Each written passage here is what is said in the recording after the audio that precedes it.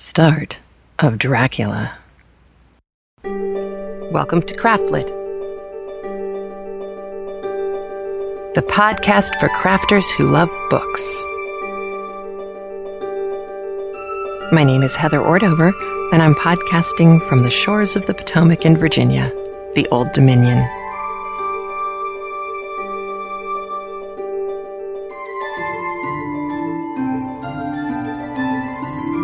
Episode 223, Stoked. This episode of CraftLit is brought to you by Knit Circus, the online magazine featuring 3 rings of knitting, sewing, and fun.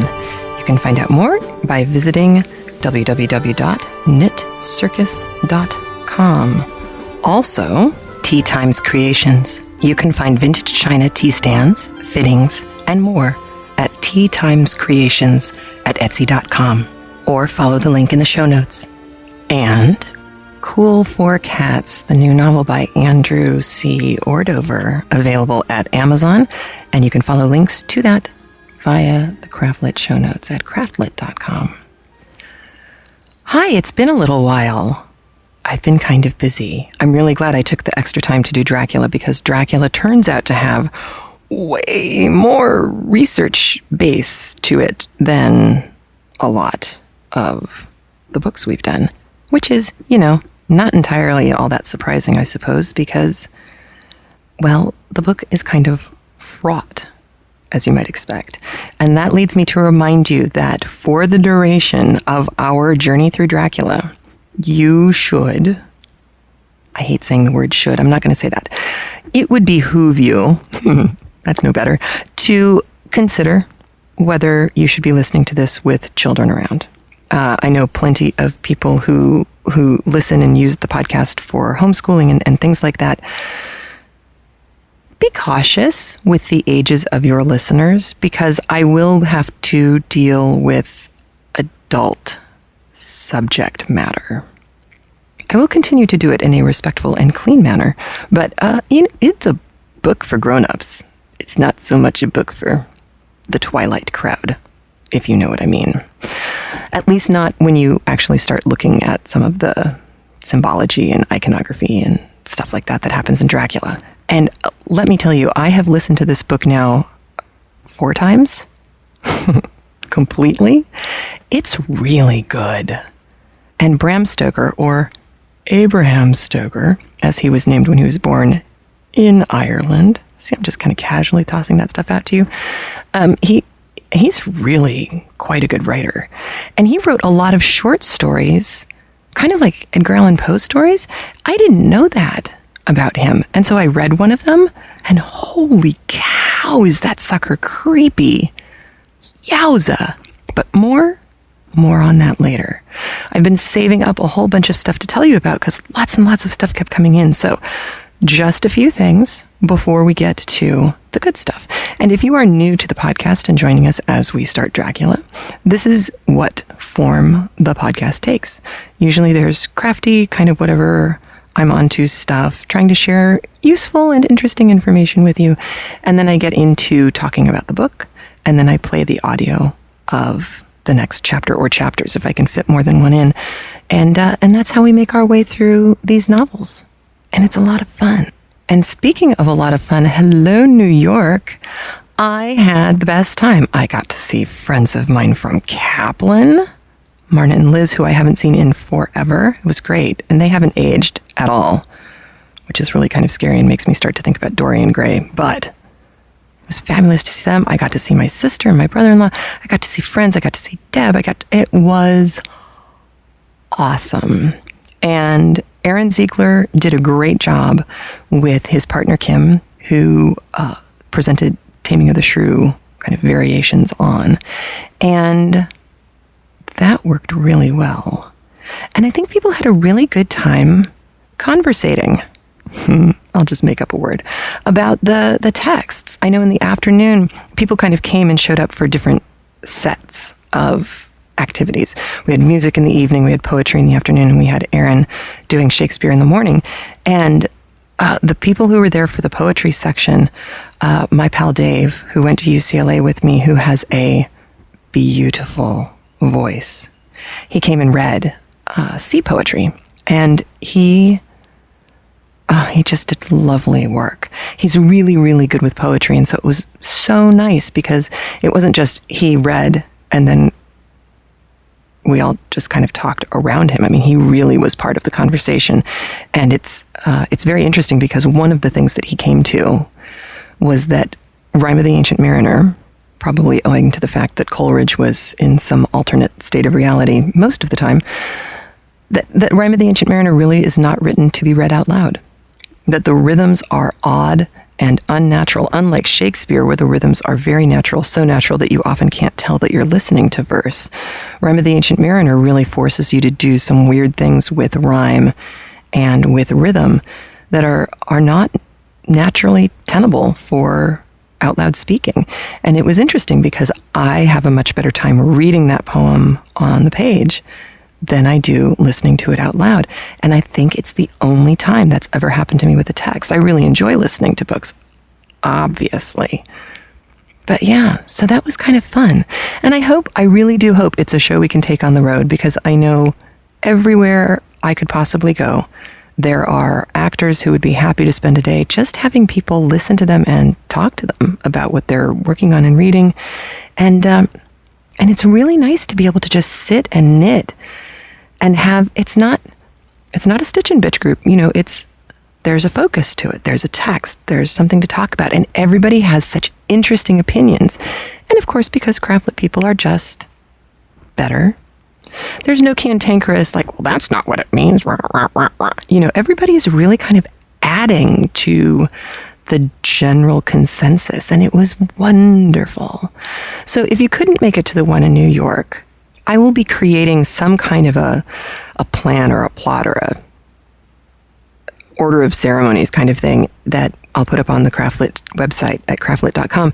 And you can take that to your local yarn stores, and we'll see if we can work something out where we could do that for part of a day or for a whole day. And I could teach classes on another day. And that way the local yarn store would get, something out of getting us there, and maybe bring a bunch of people into their store who wouldn't normally come. Because there were husbands and spouses, and I did have a couple of people who were just sketching and drawing while they were listening, and that was really cool too. So, you don't have to knit. My sister was crocheting. She doesn't knit. She won't knit. She will never knit. Which is fine. I still love her. So, other things to let you know about. The What Would Madame Defarge Knits videos are on YouTube and are linked to from the www.mdfk.com site. And now my nasty little secret is out, and I don't record this all in one day because I know you can hear the difference in my voice. Asthma and allergies, and this is what happens. I thought it was strep throat. It was so bad, but I'm okay. I just sound like Brenda Vaccaro. But I also wanted to announce that the musician who is playing background music in all 3 of the Defarge videos for sections 1, 2, and 3 of the What Would Madame Defarge Knit book, his name is Mario Ajero, and not only does he play piano for the first 2, he plays harpsichord for the last one, and his playing is just lovely. So I wanted to give him a shout out because he's really good, and the music was free, and I love him. I also wanted to announce a new podcast started by Amy Foster, one of our longtime listeners, who you may recall as the writer, the author, the authoress of When Autumn Leaves, which I read and we talked about, many moons ago. And she's been cooking up some fun, along with children. She's been cooking up a podcast. Are you drawn to country estates and masterpiece theater? And yet also have a love for tattoos, gossip, and overpriced denim? Do you love to knit, sew, or crochet? But still like to go out and tear it up once in a while? Do you feel like super interesting in a really dorky way? Don't worry if no one gets you. We do. You're invited to our place, the Heatley Clef. A weekly podcast where you'll feel right at home.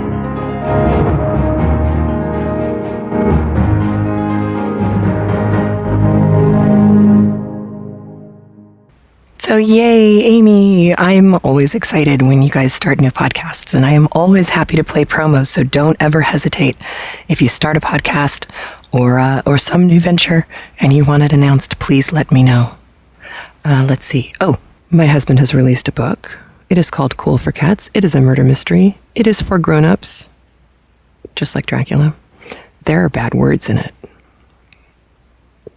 Like right away, I think, on the first page. So I'm just letting you know, don't toss it at your 13-year-old.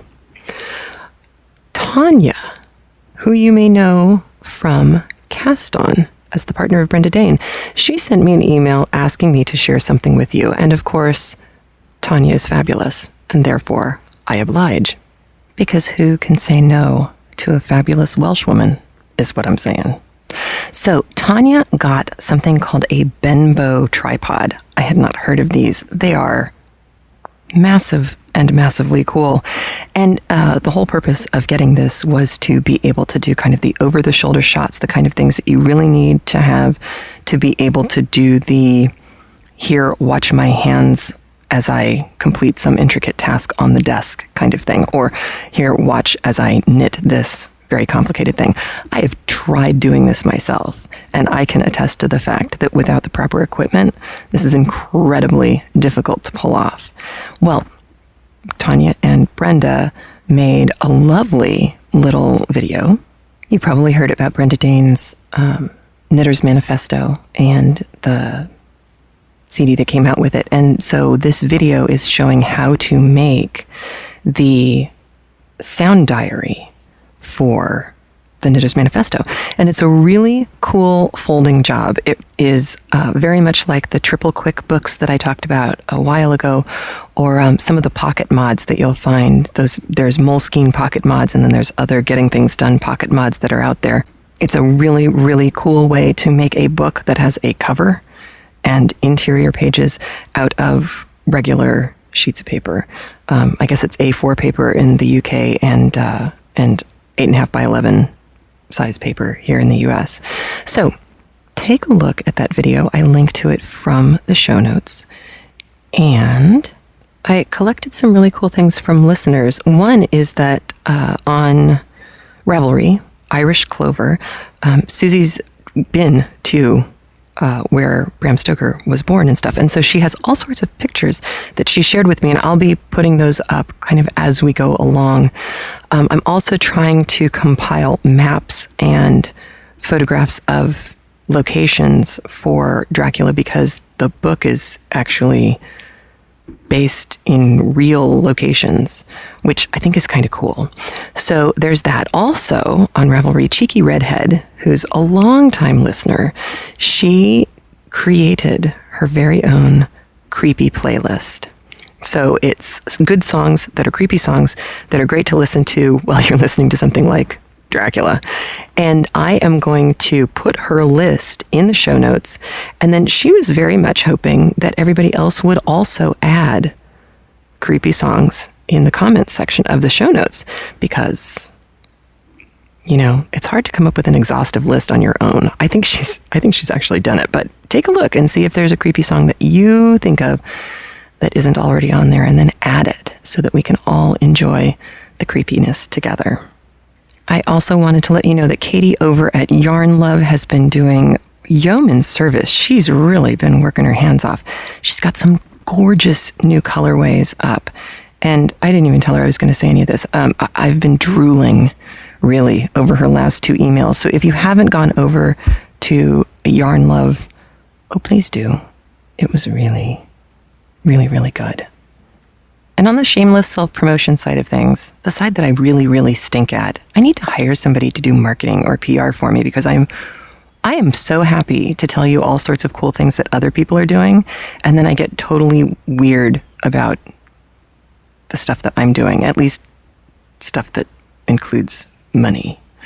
It's a bad thing to do, really. But anyway, so Madame Defarge, perking along splendidly. We're selling lots of books. That's all great. We are starting our first knit along. Our first one is going to start this week with Chrissy Gardner doing the Wilhelmina Shawlette, and all of the instructions for that are on the What Would Madame Defarge Knit Ravelry group. So that's Ravelry, and then it's WWMDFK. What Would Madame Defarge? I added the F in there because it looks funny. K. And that all of the knit-alongs are going to happen on that group. It just makes it easier to contain everything in one place. And it's especially easier for me because then I don't have to go tracking down a whole bunch of stuff. So knit-along for the Wilhelmina Shawlette is starting there, and then a knit-along for the Van Tassel Mittens will be occurring in October. And I just listened to our old episode of The Legend of Sleepy Hollow and listened to Chip. You remember Chip? Oh, that's a good story. Boy, if you haven't listened to that audio in a while, go back and pick those up. It's like 26, 27, and 28, I think, episodes. 26, 27, I think so. Chip is a master.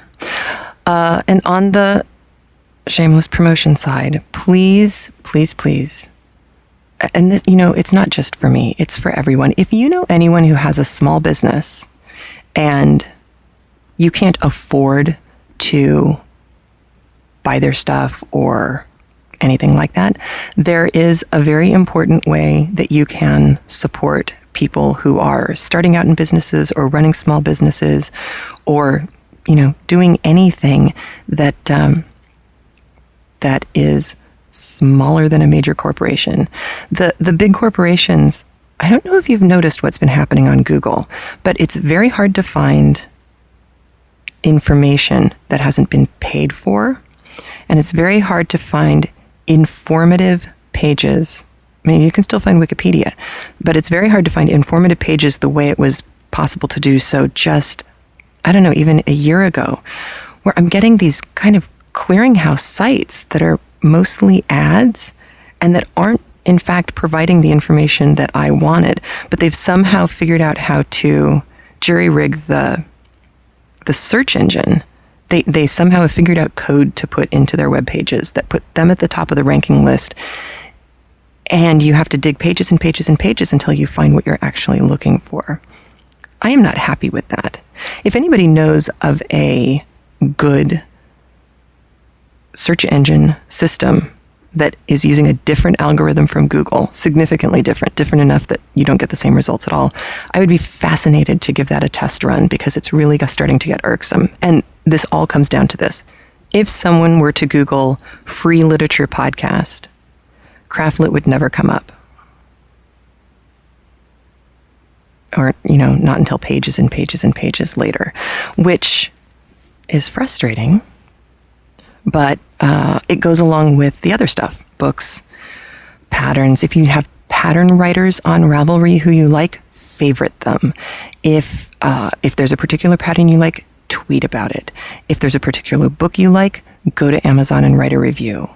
It's the easiest way you can support the kinds of things that you want to support without having to spend money. Because honestly, who among us has money to burn right now, right? It's a crazy, crazy world. Anyway, so there's the 2 cents on that. And along with that, that goes for podcasts too. Even if you can't donate, go on iTunes and write a positive review or write a blog post about the podcasts that you like the best. Trust me when I say that is as valuable, if not more valuable, than making a donation. Not that I'm saying anything's wrong with donations. Just letting you know there are other options, other ways to show your support. And speaking of donations, if you donate in the month of September or October 2011, have I got an incentive for you. Marcelle Botticelli, who has the coolest name ever, she has an Etsy store called Tea Times Creations, and she has done the coolest little, they're tiered china. Here, you know what? I am going to read you what she says. Repurposed, one-of-a-kind creations using vintage china, heirloom quality cake and tea stands, jewelry stands, and house accessories. We also offer you all you need to create your own stands yourself. Drill bits, instructions, metal fittings and handles, and vintage china. Drilling services, custom orders, and layaway are available. You have got to go look at her Etsy store. And if you donate to CraftLit during the month of September or October 2011, you will be put into the drawing for one of these. I have linked to her store. You have to go look at this stuff. And I have put a button on the show notes so you can actually see what it looks like. And it is so worth a look. She's just doing awesome stuff. So I'm very, very excited about this. It was so generous of her to donate this to the show. And I'm just excited because someone's going to get one and they're wonderful. So that was very, very cool. Oh, and along the same promotion line, Aaron Ziegler contacted me because there is a podcast awards competition that's coming up. I have linked to it from the show notes. He has as well. He's putting forward Chop Bard in the arts and culture category. And I am putting CraftLit forward in the People's Choice category because, CraftLit doesn't really fit anywhere. That's part of our Murriness, our special quality.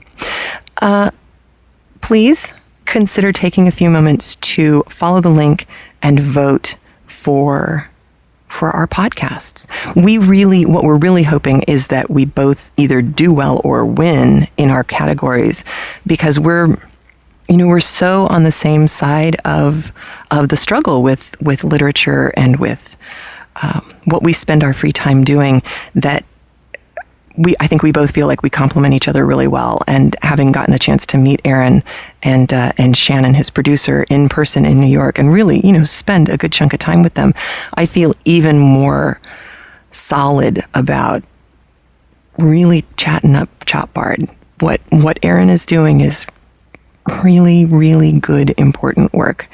And I know a lot of schools are using him and homeschoolers are using him the same way that they're using CraftLit. And it thrills both of us no end. So all of this information is in the show notes, along with a whole bunch of links about Dracula.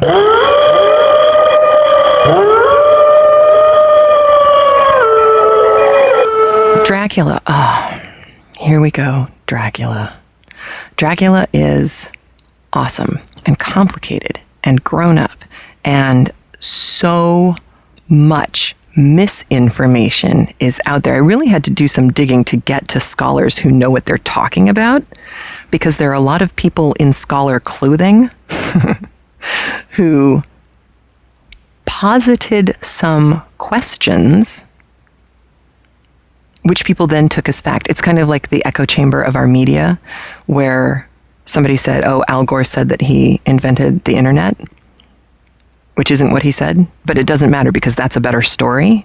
And so people repeat that instead of going back to the source and seeing what he really said, which wasn't that he invented the internet. I invented the internet. No. Well, the same thing happened to Bram Stoker that happened to Al Gore. Maybe we should make that a verb. Bram Stoker got Al Gored, is what happened. Bram Stoker has never been to Transylvania, which we knew, but he did a lot of research. And Bram Stoker didn't know about Vlad the Impaler.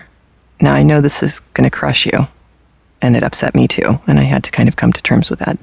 But there was a lot of scuttle when the Winona Ryder version of Dracula came out that Vlad the Impaler, who was a real guy in the 1400s, and fought mightily against the encroaching Turks.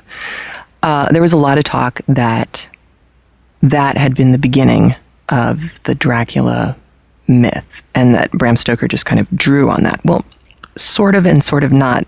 There was actually a family named Dracula. Really, seriously. And again, many years ago, 1400s, 1500s, and they had been named that as a moniker. And the word actually relates to dragon, and it was, fierce fighting and the dragon crest and all of that kind of good stuff.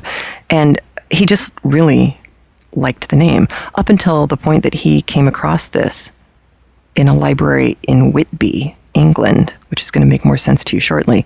Up until the point that he came across the name Dracula, his main evil dude was named Count Vampire.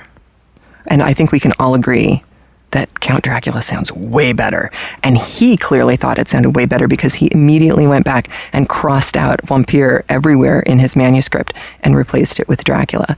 And this is one of the things that was interesting in digging through the literature and the research is you can start to tell pretty quickly who has actually seen Bram Stoker's handwritten manuscripts and notes and who has been making educated guesses. And it's Occam's razor all over again. The simplest answer is most likely the correct one. The guy was writing fiction. He's making stuff up. And while it's nice to think that, Vlad the Impaler is so bloody, that must be where this came from. There were stories of him drinking their blood. There are stories about everybody in Eastern Europe drinking somebody's blood at some point, whether it's Jews or Turks or Ivan. Everybody gets accused of that. It's like what is it? And you guys can correct me. I'm going to get something wrong here. Norway, Finland, and Sweden, depending on which country you're in, you will hear them say that the other person sounds like they're talking with a potato in their throat. It's not everybody can sound like they have a potato in their throat. It has to start with someone. But it's that same thing. Everybody gets accused of, kidnapping and eating Christian babies, or drinking somebody's blood, or being a witch. You've seen this kind of thing happen before. There's nothing different about the origins of this story. Some of it came from older stories, although Nosferatu does not mean vampire. In fact, the possible etymology on that one is so complicated that I just put it in the show notes rather than read it to you. Some other tidbits are the 15th century Dracula fought the Turks, and his name Dracula means devil in Wallachian. This is interesting. If you're in the Carpathians, you've got 4 distinct competing groups. You talk about being balkanized. Here it is. You've got the Magyars, the Saxons, the Wallachs, and the Selkies. And they came from Attila the Hun. So you've got some very, very distinct groups competing here. And then you also have lurking all around this area the threat of a Turkish invasion. Now, this is very interesting. The Turks were incredibly powerful and very strong fighters. And the people up in this part of the world really did have to defend themselves heavily against the Turkish invasions. My husband, when he was in Slovakia, told me that one of the towers that had been built in 1100 to be a watchtower, to keep an eye on whether the Turks were coming or not, it's still there. And that people in his little village in Slovakia would still talk about the Turks like they had invaded yesterday. So when we hear things like Bram Stoker says that, I think he has Jonathan Harker say that this area where the Carpathians are, where Transylvania is, this is like the center, the magnetic center of all superstition. It all gets sucked in there and it all stays there. There's some real reasons for that, because there were, just like when Little Red Riding Hood was written, it was dangerous to go into the woods by yourself. So what do? You scare the bejuboos out of your kids to make sure that they don't do that. Well, it's kind of the same thing here. I mean, these superstitions and stuff grew out because there was scary stuff going on. And people participate in magical thinking all the time. Whether it's like, I got my car washed and that's why it rained, which is probably the most benign, to you did something wrong and therefore you now have cancer, which I think is probably the most malignant of, no pun intended, of those kinds of magical thinking moments. Everyone does it, except for my father. My father will not go there. I'm not sure what that's about. Now, one of the reasons why I was really excited to get to do Dracula, finally, I've been thinking about it since we did Frankenstein, but I really did have to kind of gear up for it. And of course, I've got asthma now that we're back in the green country, and I thought, oh great, I'm going to sound as bad doing Dracula as I sounded doing Frankenstein. People are going to think I'm dying all the time. One of the things that you need to keep in mind as you listen to the text is Bram Stoker started writing this in 1890, and he finished it in 1897.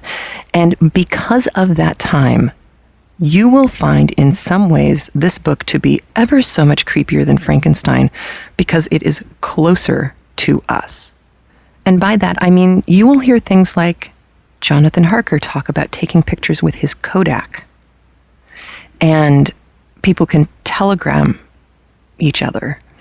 And I mean, there aren't cars on the street, but it's clearly a more industrialized world than the one that Frankenstein took place in, by a long shot. And in fact, many of the locations where kind of skanky things happen, or where Dracula puts up shop, many of these locations in the book, regardless of how they are now, they are those scary back alley dock areas that you would have seen in Oliver or Oliver Twist, or where Jack the Ripper kind of stuff. And in fact, there is a location that they use in the book that was Jack the Ripper's hotspot. And I didn't realize that until I'd been researching. I thought that was really kind of cool. I mean, Bram Stoker knew what he was doing. That wasn't an accident. He did that on purpose because he had a lot of things were going on in the late Victorian era and the turn of the 20th century. It was a fearful time in some ways. I mean, clearly Victoria was getting to the end of her reign. Everybody knew that. But it was also the Oscar Wilde trials were going on, which was a big deal and had a lot of people riled up. There was a huge immigration debate going on in England. New people were coming in and they didn't look like us, or that kind of attitude. And the same thing's happening in the United States. Of course, we wound up with, what was it, German immigrants, and then Irish immigrants, and then Eastern European immigrants, and every new wave of immigration, the old wave would be normalized. They're okay now. And then the new wave of immigrants would be vilified. And so it's a situation like that where there's constant movement and changing of populations, and the country is having a hard time assimilating and maintaining an identity in the middle of this influx. And so there's a lot of those kinds of fears, and boy, will you pick up on that in Dracula. You knowing that Bram Stoker was born in Ireland, you may ask yourself, was he Catholic? And the answer is no, he wasn't. But that's actually going to become really interesting as the book continues on.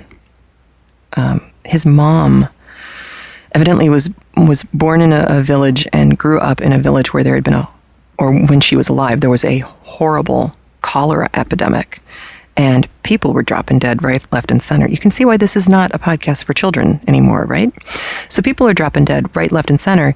And Bram, as a child, is sickly, undiagnosed. Nobody has any idea what was going on. He grew into a very healthy, very kind of large, strapping man. But as a child, he was very, very weak and very sick. And his mother would entertain, I put that in quotation marks, entertain him by telling him horror stories. Do you want to know why your kid was sick? It's because you scared him to death and he couldn't leave the house. I couldn't believe it. But clearly that's where these stories, these kind of Poe-like stories are coming from. Now, you'll hear people talk about Dracula as being a Gothic novel, and it certainly draws on Gothic imagery and archetypes and motifs and all of that kind of stuff. But it's really kind of late to be a quote-unquote Gothic novel But I think that's also why it's so interesting, because instead of it being infused with supernatural or uber-natural elements, the way Frankenstein was, where nature played such a huge part in the book, Dracula is far more modern. And I think because of that, far more creepy. Well, for lots of reasons, it's way more creepy. But I still, I'm not going to quibble with anybody if they say it's a Gothic novel. I think it fits enough of the definition to be able to pull that one off. Okay, so a couple of words. It's been a while since I've needed to do this, where there are terms that are being used for nouns, for things that are archaic enough that I felt like I need to provide you with a picture of a few things. So, and explain a couple of things. One, Transylvania, at the time of this book, was part of the Austro-Hungarian Empire, which was enormous. I have a map for you, which I'm going to be putting into the show notes pretty frequently, that has been generously donated to us by Siri James, who is an author of a Dracula book. I am linking to her book and to the audiobook version of her book. The woman who read it won an audio award, for Books on Tape people. Anyway, this map comes to us by the good graces of Avon, an imprint of HarperCollins, and it is really cool. So Siri James, who wrote Dracula, My Love, which you should take a look at, which, I haven't had any time to read yet, but wow, her reviews for this book are awesome. So if you're in the mood to read kind of a parallel story, this would be a good one to pick. So one of the things you'll be able to see on this map is just how enormous the Austro-Hungarian Empire is. But it explains something really important. It explains why people are talking German. And if you look at the book, why the spellings of place names are German. They are not Eastern European. They're not Slavic. They're German. And that's just because of the political reality of the time. It makes perfect sense. And Jonathan Harker, being a nice, educated young man, he can speak German. At least enough to get him around. Probably more than my Spanish. So that's the deal with Transylvania. Yes, it is a real place. It didn't change from the Austro-Hungarian Empire until after World War I, after the Treaty of Versailles, and now it's where Romania is, that area. You will hear references to traditional costumes. I've tried to find some, and I was able to find the Slovak dress and hat that he mentions. And so there's a picture of that on the show notes for you as well. Because that one, it just seemed kind of archaic and weird that it would be described the way that it's described. And it does make sense when you see the traditional costume. He will mention something called robber steak, R-O-B-B-E-R, not rubber, R-U-B-B-E-R. And it's a shish kebab. Just so you know. And there's a really sweet moment where you will hear Harker talk about wanting his hotel in Transylvania to look old-fashioned. And that's what I mean about this world that the Dracula story inhabits being kind of creepily close to ours. I mean, can you imagine, for us, it's very easy to imagine traveling somewhere like Romania or even England and staying in a hotel, and you want it to look like something in a Jane Austen novel, or you want it to look like a castle from Frankenstein or whatever. And you get there and it's, cinder blocks and concrete, and you're kind of disappointed. And here's Harker traveling in 1897, and he's saying the same thing we would.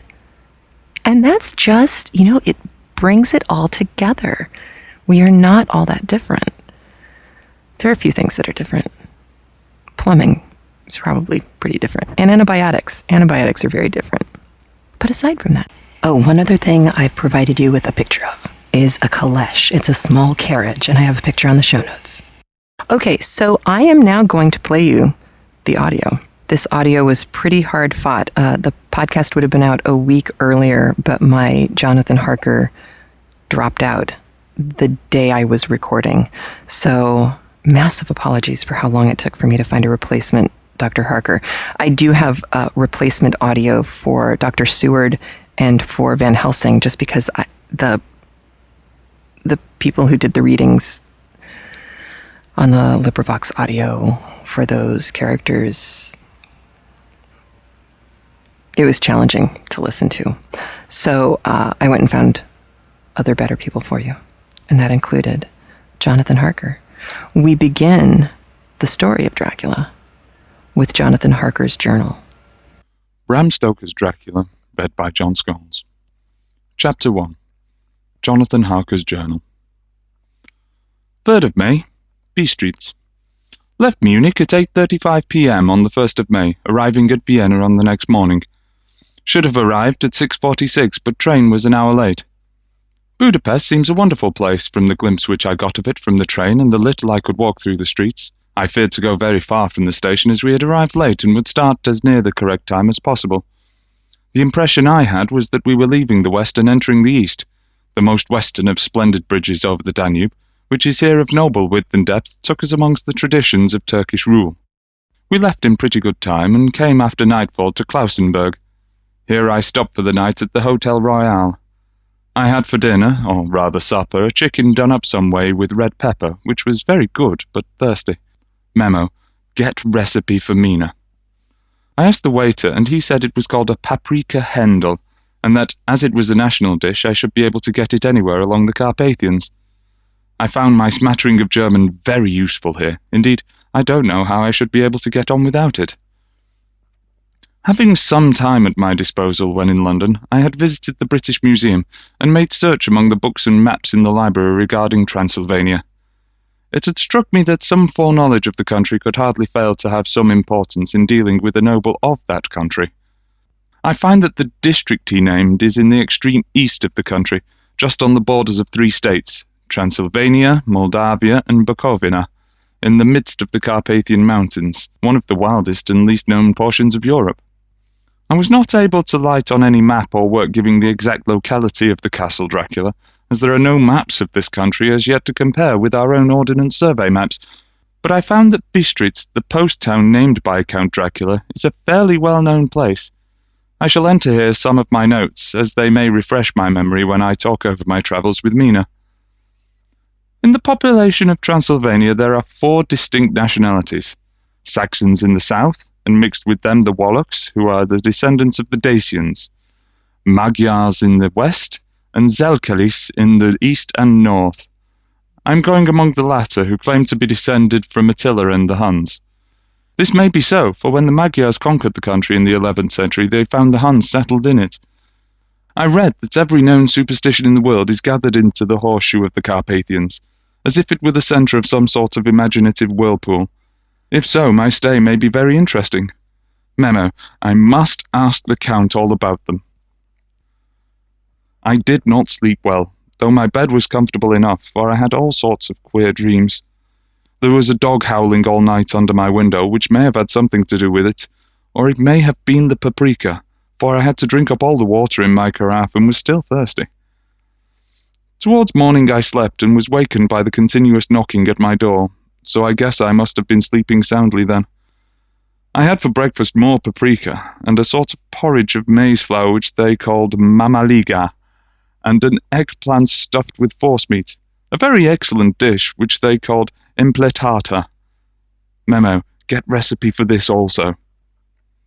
I had to hurry breakfast, for the train started a little before 8, or rather it ought to have done so, for after rushing to the station at 7:30 I had to sit in the carriage for more than an hour before we began to move. It seems to me that the further east you go, the more unpunctual are the trains. What ought they to be in China? All day long we seemed to dawdle through a country which was full of beauty of every kind. Sometimes we saw little towns or castles on the top of steep hills, such as we see in old missals. Sometimes we ran by rivers and streams which seemed from the wide stony margin on either side to be subject to great floods. It takes a lot of water and running strong to sweep the outside edge of a river clear. At every station there were groups of people, sometimes crowds, and in all sorts of attire. Some of them were just like the peasants at home, or those I saw coming through France and Germany, with short jackets and round hats and homemade trousers, but others were very picturesque. The women looked pretty, except when you got near them, but they were very clumsy about the waist. They had all full white sleeves of some kind or other, and most of them had big belts with a lot of strips of something fluttering from them like the dresses in a ballet, but of course petticoats under them. The strangest figures we saw were the Slovaks, who are more barbarian than the rest, with their great big cowboy hats, great baggy dirty white trousers, white linen shirts, and enormous heavy leather belts, nearly a foot wide, all studded over with brass nails. They wore high boots with their trousers tucked into them, and had long black hair and heavy black moustaches. They are very picturesque, but do not look prepossessing. On the stage they would be set down at once as some old Oriental band of brigands. They are, however, I am told, very harmless and rather wanting in natural self-assertion. It was on the dark side of twilight when we got to B Street, which is a very interesting old place. Being practically on the frontier, for the Borgo Pass leads from it into Bukovina, it has had a very stormy existence and certainly shows marks of it. 50 years ago, a series of great fires took place, which made terrible havoc on 5 separate occasions. At the very beginning of the 17th century, it underwent a siege of 3 weeks and lost 13,000 people, the casualties of a war proper being assisted by famine and disease. Count Dracula had directed me to go to the Golden Krona Hotel, which I found, to my great delight, to be thoroughly old-fashioned, for of course I wanted to see all I could of the ways of the country. I was evidently expected, for when I got near the door I faced a cheery-looking elderly woman in the usual peasant dress, white undergarments with a long double apron, front and back of coloured stuff fitting almost too tight for modesty. When I came close she bowed and said, "The Herr Englishman?" "Yes," I said. "Jonathan Harker." She smiled and gave some message to an elderly man in white shirt-sleeves who had followed her to the door. He went, but immediately returned with a letter.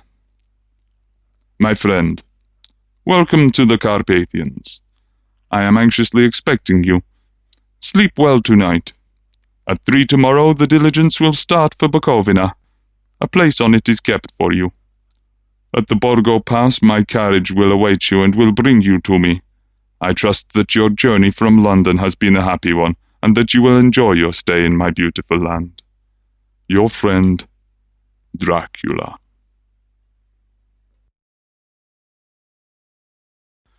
4th of May.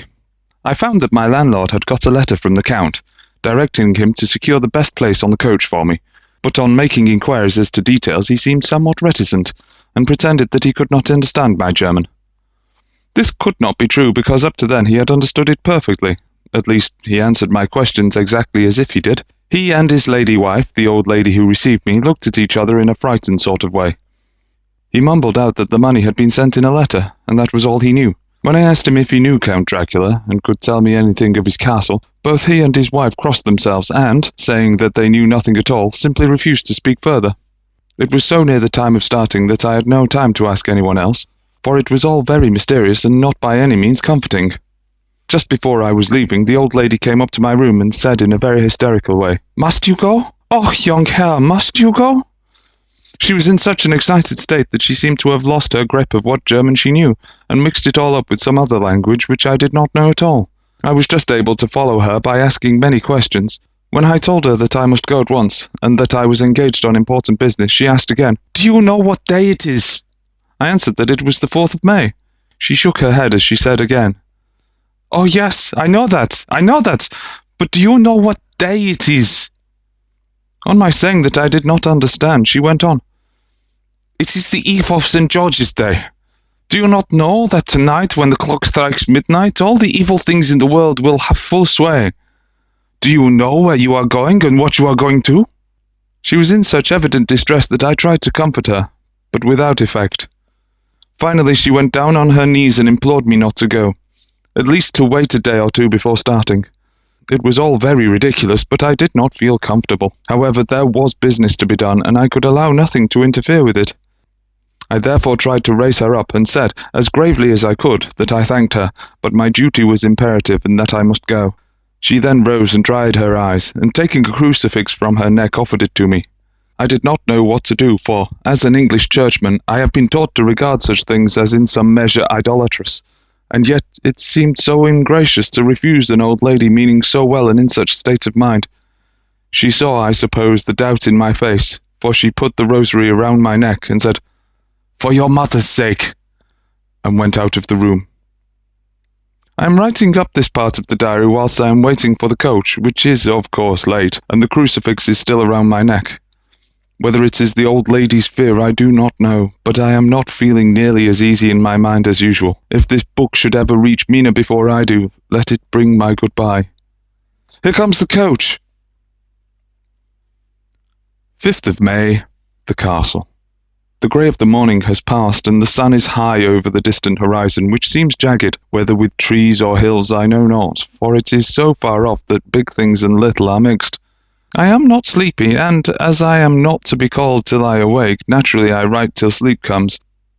There are many odd things to put down, and lest who reads them may fancy that I dined too well before I left Beastreets, let me put down my dinner exactly.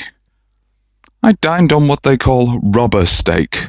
Bits of bacon, onion and beef, seasoned with red pepper and strung on sticks and roasted over the fire, in the simple style of the London cat's meat. The wine was golden medias, which produces a queer sting on the tongue, which is, however, not disagreeable. I had only a couple of glasses of this and nothing else. When I got on the coach, the driver had not taken his seat, and I saw him talking with the landlady. They were evidently talking of me, for every now and then they looked at me, and some of the people who were sitting on the bench outside the door, which they call by a name meaning word-bearer, came and listened, and then looked at me, most of them pityingly. I could hear a lot of words often repeated, queer words, for there were many nationalities in the crowd. So I quietly got my polyglot dictionary from my bag and looked them out. I must say they were not cheering to me, for among them were Ordog, Satan, Pokol, Hell, Stragoica, Witch, Vrolok and Vukostlak, both of which mean the same thing, one being Slovak and the other Serbian for something that is either werewolf or vampire. Memo: I must ask the Count about these superstitions. When we started, the crowd round the inn door, which had by this time swelled to a considerable size, all made the sign of the cross and pointed 2 fingers towards me. With some difficulty I got a fellow passenger to tell me what they meant. He would not answer at first, but on learning that I was English, he explained that it was a charm or guard against the evil eye. This was not very pleasant for me, just starting for an unknown place to meet an unknown man, but everyone seemed so kind-hearted, and so sorrowful, and so sympathetic that I could not but be touched. I shall never forget the last glimpse which I had of the inn-yard and its crowd of picturesque figures, all crossing themselves as they stood round the wide archway, with its background of rich foliage of oleander and orange leaves in green tubs clustered in the centre of the yard. Then our driver, whose wide linen drawers covered the whole front of the box seat, Gotza they call them, cracked his big whip over his 4 small horses, which ran abreast, and we set off on our journey. I soon lost sight and recollection of ghostly fears in the beauty of the scene as we drove along, although had I known the language, or rather languages, of which my fellow passengers were speaking, I might not have been able to throw them off so easily. Before us lay a green sloping land full of forests and woods, with here and there steep hills, crowned with clumps of trees or with farmhouses, the blank gable end to the road. There was everywhere a bewildering mass of fruit blossom, apple, plum, pear, cherry, and as we drove by I could see the green grass under the trees spangled with the fallen petals. In and out amongst these green hills of what they call here the Mittelland ran the road, losing itself as it swept round the grassy curve, or was shut out by the straggling ends of pine woods, which here and there ran down the hillsides like tongues of flame. The road was rugged, but we seemed to fly over it with a feverish haste. I could not understand then what the haste meant, but the driver was evidently bent on losing no time in reaching Bogoprund. I was told that this road is in summertime excellent, but that it had not yet been put in order after the winter snows. In this respect it is different from the general run of roads in the Carpathians, for it is such an old tradition that they are not to be kept in too good order. Of old the hospodars would not repair them, lest the Turks should think that they were preparing to bring in foreign troops, and so hasten the war which was always really at loading point. Beyond the green swelling hills of the Mittelland rose mighty slopes of forest up to the lofty steeps of the Carpathians themselves. Right and left of us they towered, with the afternoon sun falling full upon them and bringing out all the glorious colours of this beautiful range, deep blue and purple in the shadows of the peaks, green and brown where grass and rock mingled, and an endless perspective of jagged rock and pointed crags, till those were themselves lost in the distance, where the snowy peaks rose grandly. Here and there seemed mighty rifts in the mountains, through which, as the sun began to sink, we saw now and again the white gleam of falling water. One of my companions touched my arm as we swept round the base of a hill and opened up the lofty, snow-covered peak of a mountain, which seemed, as we wound on our serpentine way, to be right before us. "Look! It's in Zach, God's seat!" And he crossed himself reverently. As we wound on our endless way and the sun sank lower and lower behind us, the shadows of the evening began to creep round us. This was emphasized by the fact that the snowy mountain top still held the sunset, and seemed to glow out with a delicate, cool pink. Here and there we passed Czechs and Slovaks, all in picturesque attire, but I noticed that the goiter was painfully prevalent. By the roadside there were many crosses, and as we swept by, my companions all crossed themselves. Here and there was a peasant man or woman kneeling before a shrine, who did not even turn round as we approached, but seemed in the self-surrender of devotion to have neither ears nor eyes for the outer world. There were many things new to me. For instance, hayricks in the trees, and here and there very beautiful masses of weeping birch, their white stems shining like silver through the delicate greens of the leaves. Now and then we passed a lead wagon, an ordinary peasant's cart with its long snake-like vertebra, calculated to suit the inequalities of the road. On this were sure to be seated quite a group of homecoming peasants, the Czechs with their white and the Slovaks with their coloured sheepskins, the latter carrying lance fashion with their long staves, with axe at end. As the evening fell, it began to get very cold, and the glowing twilight seemed to merge into one dark mistiness the gloom of the trees, oak, birch and pine, though in the valleys which ran deep between the spurs of the hills, as we ascended through the pass, the dark firs stood out here and there against the background of late-lying snow. Sometimes, as the road was cut through the pine woods that seemed in the darkness to be closing down upon us, great masses of greyness, which here and there bestrewed the trees, produced a particularly weird and solemn effect, which carried on the thoughts and grim fancies engendered earlier in the evening, when the falling sunset threw into strange relief the ghost-like clouds which among the Carpathians seemed to wind ceaselessly through the valleys. Sometimes the hills were so steep that, despite our driver's haste, the horses could only go slowly. I wished to get down and walk up them, as we do at home, but the driver would not hear of it. "No, he said, you must not walk here, the dogs are too fierce." And then he added, with what he evidently meant for grim pleasantry, for he looked around to catch the approving smile of the rest, "and you may have enough of such matters before you go to sleep." The only stop he would make was a moment's pause to light his lamps. When it grew dark, there seemed to be some excitement amongst the passengers, and they kept speaking to him, one after the other, as though urging him to further speed. He lashed the horses unmercifully with his long whip, and with wild cries of encouragement urged them on to further exertions. Then, through the darkness, I could see a sort of patch of grey light ahead of us, as though there were a cleft in the hills. The excitement of the passengers grew greater. The crazy coach rocked on its great leather springs, and swayed like a boat tossed on a stormy sea. I had to hold on. The road grew more level, and we appeared to fly along. Then the mountains seemed to come nearer to us on each side and to frown down upon us. We were entering the Borgo Pass. One by one, several of the passengers offered me gifts, which they pressed upon me with an earnestness which would take no denial. These were certainly of an odd and varied kind, but each was given in simple good faith, with a kindly word and a blessing, and that strange mixture of fear-meaning movements which I had seen outside the hotel at B Street's, the sign of the cross and the guard against the evil eye.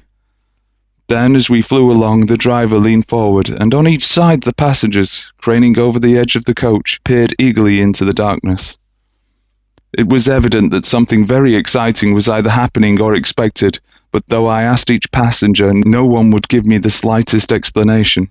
This state of excitement kept on for some little time, and at last we saw before us the pass opening out on the eastern side. There were dark, rolling clouds overhead, and in the air the heavy, oppressive sense of thunder. It seemed as though the mountain range had separated two atmospheres, and that now we had got into the thunderous one. I was now myself looking out for the conveyance which was to take me to the Count.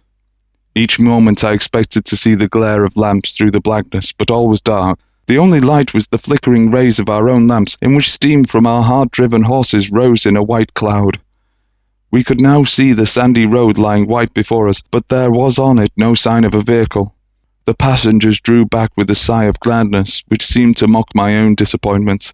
I was already thinking what I had best do, when the driver, looking at his watch, said to the others something which I could hardly hear. It was spoken so quietly and in so low a tone, I thought it was "an hour less than the time."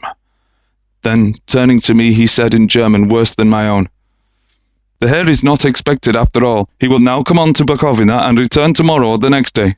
Better the next day." Whilst he was speaking, the horses began to neigh and snort and plunge wildly, so that the driver had to hold them up. Then, amongst a chorus of screams from the peasants and a universal crossing of themselves, a caleche with 4 horses drove up behind us, overtook us and drew up beside the coach. I could see from the flash of our lamps as the rays fell upon them that the horses were coal-black and splendid animals. They were driven by a tall man with a long brown beard and a great black hat, which seemed to hide his face from us. I could only see the gleam of a pair of very bright eyes, which seemed red in the lamplight, as he turned to us. He said to the driver, "You are early tonight, my friend." The man stammered in reply, "The English Herr was in a hurry," to which the stranger replied, "That is why, I suppose, you wished him to go on to Bukovina. You cannot deceive me, my friend. I know too much, and my horses are swift." As he spoke, he smiled, and the lamplight fell upon a hard-looking mouth, with very red lips and sharp-looking teeth as white as ivory. One of my companions whispered to the other the line from Börse's Lenore, "Denn die Toten reiten schnell." For the dead travel fast. The strange driver evidently heard the words, for he looked up with a gleaming smile. The passenger turned his face away, at the same time pulling out his 2 fingers and crossing himself. "Give me the Herr's luggage," said the driver, and with exceeding alacrity my bags were handed out and put in the caleche. Then I descended from the side of the coach as the caleche was close alongside, the driver helping me with a hand which caught my arm in a grip of steel. His strength must have been prodigious. Without a word he shook his reins, the horses turned, and we swept into the darkness of the pass. As I looked back, I saw the steam from the horses of the coach by the light of the lamps, and projected against it the figures of my late companions crossing themselves. Then the driver cracked his whip and called to his horses, and off they swept on their way to Bukovina. As they sank into the darkness, I felt a strange chill, and a lonely feeling came over me. But a cloak was thrown over my shoulders and a rug across my knees, and the driver said in excellent German, "The night is chill, mein Herr, and my master the Count bade me to take all care of you. There is a flask of Slivovitz, the plum brandy of the country, under the seat, if you should require it." I did not take any, but it was a comfort to know it was there all the same. I felt a little strangely, and not a little frightened. I think had there been any alternative, I should have taken it, instead of prosecuting that unknown night journey. The carriage went at a hard pace straight along, and then we made a complete turn and went along another straight road. It seemed to me that we were simply going over and over the same ground again, and so I took note of some salient point and found that this was so. I would have liked to have asked the driver what this all meant, but I really feared to do so, for I thought that, placed as I was, any protest would have had no effect in case there had been an intention to delay. By and by, however, as I was curious to know how time was passing, I struck a match, and by its flame looked at my watch. It was within a few minutes of midnight. This gave me a sort of shock, for I suppose the general superstition around midnight was increased by my recent experiences. I waited with a sick feeling of suspense. Then a dog began to howl somewhere in a farmhouse far down the road, a long, agonized wailing, as if from fear. The sound was taken up by another dog, and then another and another, till, borne on the wind, which now sighed softly through the pass, a wild howling began, which seemed to come from all over the country, as far as the imagination could grasp it through the gloom of the night. At the first howl the horses began to strain and rear, but the driver spoke to them soothingly, and they quieted down, but shivered and sweated as though after a runaway from sudden fright. Then, far off in the distance, from the mountains on each side of us began a louder and sharper howling, that of wolves, which affected both the horses and myself in the same way, for I was minded to jump from the caleche and run, whilst they reared again and plunged madly, so that the driver had to use all his great strength to keep them from bolting. In a few minutes, however, my own ears got accustomed to the sound, and the horses so far became quiet that the driver was able to descend and to stand before them. He petted and soothed them and whispered something in their ears, as I have heard of horse tamers doing, and with extraordinary effect, for under his caresses they became quite manageable again, though they still trembled. The driver again took his seat and, shaking the reins, started off at a great pace. This time, after going to the far side of the pass, he suddenly turned down a narrow roadway which ran sharply to the right. Soon we were hemmed in with trees, which in places arched right over the roadway till we passed us through a tunnel, and again great frowning rocks guarded us boldly on either side. Though we were in shelter, we could hear the rising wind, for it moaned and whistled through the rocks, and the branches of the trees crashed together as we swept along. It grew colder and colder still, and fine powdery snow began to fall, so that soon we and all around us were covered with a white blanket. The keen wind still carried the howling of the dogs, though this grew fainter as we went on our way. The baying of the wolves sounded nearer and nearer, as though they were closing round on us from every side. I grew dreadfully afraid, and the horses shared my fear, but the driver was not in the least disturbed. He kept turning his head to left and right, but I could not see anything through the darkness. Suddenly, away on our left, I saw a faint flickering blue flame. The driver saw it at the same moment. He at once checked the horses, and, jumping to the ground, disappeared into the darkness. I did not know what to do, the less as the howling of the wolves grew closer, but while I wondered, the driver suddenly appeared again, and without a word took his seat, and we resumed our journey. I think I must have fallen asleep and kept dreaming of the incident, for it seemed to be repeated endlessly, and now, looking back, it is like a sort of awful nightmare. Once the flame appeared so near the road that even in the darkness around us I could watch the driver's motions. He went rapidly to where the blue flame arose. It must have been very faint, for it did not seem to illuminate the place around it at all, and, gathering a few stones, formed them into some device. Once there appeared a strange optical effect. When he stood between me and the flame, he did not obstruct it, for I could see its ghostly flicker all the same. This startled me, but as the effect was only momentary, I took it that my eyes deceived me straining through the darkness. Then, for a time, there were no blue flames, and we sped onwards through the gloom, with the howling of the wolves around us as though they were following in a moving circle. At last there came a time when the driver went further afield than he had yet gone, and during his absence the horses began to tremble worse than ever and to snort and scream with fright. I could not see any cause for it, for the howling of the wolves had ceased altogether, but just then the moon, sailing through the black clouds, appeared behind the jagged crest of a beetling pine-clad rock, and by its light I saw around us a ring of wolves, with white teeth and lolling red tongues, with long, sinewy limbs and shaggy hair. They were 100 times more terrible in the grim silence which held them than even when they howled. For myself, I felt a sort of paralysis of fear. It is only when a man feels himself face to face with such horrors that he can understand their true import. All at once the wolves began to howl as though the moonlight had had some peculiar effect on them. The horses jumped about and reared and looked helplessly round with eyes that rolled in a way painful to see, but the living ring of terror encompassed them on every side, and they had perforce to remain within it. I called to the coachman to come, for it seemed to me that our only chance was to try and break out through the ring and to aid his approach. I shouted and beat the side of the caleche, hoping by the noise to scare the wolves from that side, so as to give him a chance of reaching the trap. How he came there I know not, but I heard his voice raised in a tone of imperious command, and, looking towards the sound, saw him stand in the roadway. As he swept his long arms, as though brushing aside some impalpable obstacle, the wolves fell back and back further still. Just then a heavy cloud passed across the face of the moon, so that we were again in darkness. When I could see again, the driver was climbing into the caleche, and the wolves had disappeared. This was all so strange and uncanny that a dreadful fear came upon me, and I was afraid to speak or move. The time seemed interminable as we swept on our way. Now in almost complete darkness, for the rolling clouds obscured the moon. We kept on ascending, with occasional periods of quick descent, but in the main always ascending. Suddenly I became conscious of the fact that the driver was in the act of pulling up the horses in the courtyard of a vast ruined castle, from whose tall black windows came no ray of light, and whose broken battlements showed a jagged line against the moonlit sky. End of Chapter 1. Jonathan Harker was read by John Scholes.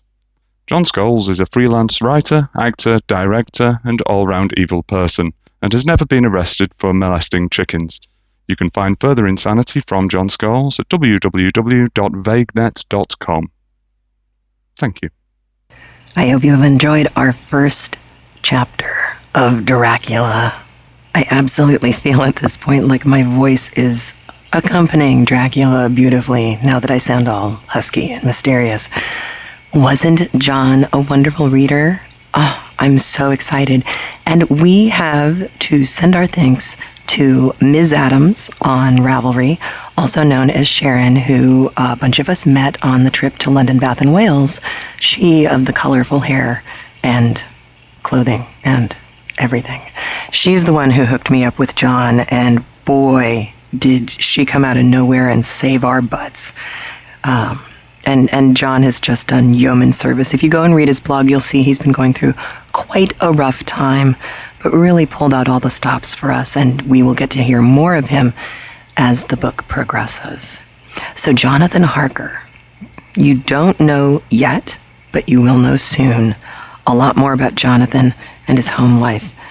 And next week, you will meet Dracula. And isn't it fun to get to hear everybody's accents? We all do Dracula so similarly. I love it. All right, don't forget, if you donate to CraftLit during the month of September or October 2001, you get put into a drawing for one of Marcelli Botticelli's gorgeous vintage china tea stands. Also, our first knit-along starts this weekend, September 24th, for the Wilhelmina Shawlette. Chrissy Gardner of Gardner Yarn Works will be hosting that, followed hard on by Meg Warren, who will be hosting the Van Tassel Mitten knit-along. And both of those will be held at the group on Ravelry for What Would Madame Defarge Knit. That's WWMDFK. That's the name of the group at Ravelry.